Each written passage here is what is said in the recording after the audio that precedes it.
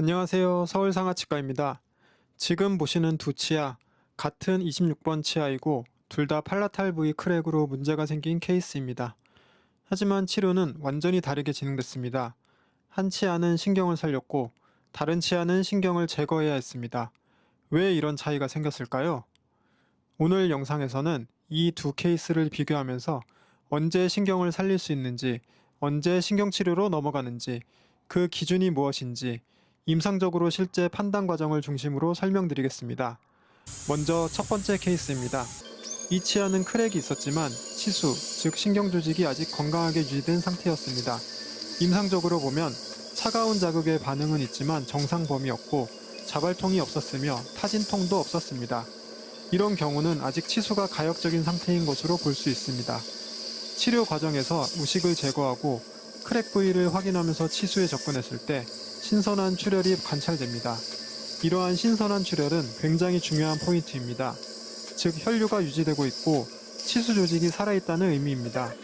이러한 경우에는 감염된 부분만 최소한으로 제거하고 치수를 보호하는 VPT, 즉 생활 치수 치료를 시행합니다. 이 치료의 핵심은 치수를 최대한 보존하면서 세균을 차단하고 치유 환경을 만들어주는 것입니다. 성공적으로 시행되면 자연 치아의 감각과 생명력을 그대로 유지할 수 있고 장기적으로도 훨씬 유리합니다. 반면 두 번째 케이스를 보겠습니다. 같은 크랙이 있었지만 이 치아는 발견이 늦어 이미 치수가 괴사된 상태였습니다. 임상적으로 보면 차가운 자극에 반응 없었고 자발통과 타진통이 있었습니다. 그리고 가장 중요한 소견이 하나 더 있습니다. 보시면 잇몸 쪽에 작게 올라온 고름길, 즉 피스출라가 보입니다. 이 피스출라는 치아 내부에서 발생한 감염이 뼈를 뚫고 밖으로 배출되고 있다는 의미입니다. 즉, 이미 감염이 치근단까지 진행된 상태입니다. 이 단계에서는 치수를 살리는 것은 불가능합니다. 그래서 감염된 신경조직을 모두 제거하고 근간을 소독하는 신경치료가 필요합니다. 정리해 보겠습니다. 같은 크랙인데 왜 결과가 이렇게 달라졌을까요? 가장 큰 차이는 단 하나, 발견 시점입니다.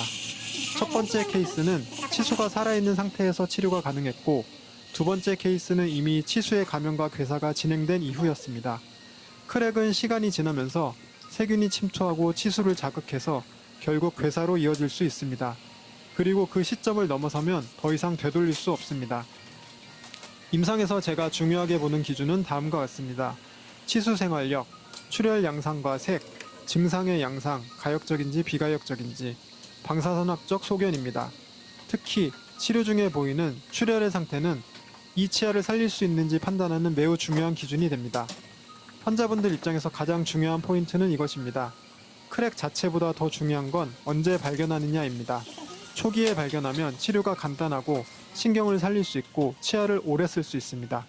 하지만 늦어지면 신경치료가 필요해지고 치아의 구조는 더 약해지고 장기적인 예후도 불리해질 수 있습니다. 씹을 때 불편하거나 딱딱한 걸 씹을 때 찌릿한 느낌, 금이 간 것 같은 느낌이 있다면 절대 가볍게 넘기지 마시고 조기에 확인하는 것이 중요합니다. 치아 치료는 타이밍이 결과를 바꿉니다. 오늘 영상이 도움이 되셨다면 구독과 좋아요 부탁드립니다. 감사합니다.